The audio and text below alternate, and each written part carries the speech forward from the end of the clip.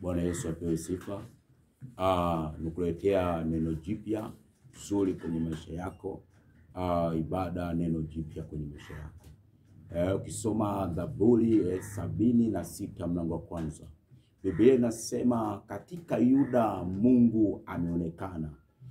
Na katika Israeli Mungu jina lake ni kuu. Kwa nini mtu anahangaika kila anachotaka kufanya kile? Kwa sababu Mungu hajaonekana kwenye jambo lake. Mungu hajajizilisha kwenye uchumi wake au kwenye familia yake. Unapokubali Mungu ajizilishe kwenye ndoa yako, kwenye uchumi wako, hakuna kitakachopotea au hakuna kitakachokufa kwenye maisha yako.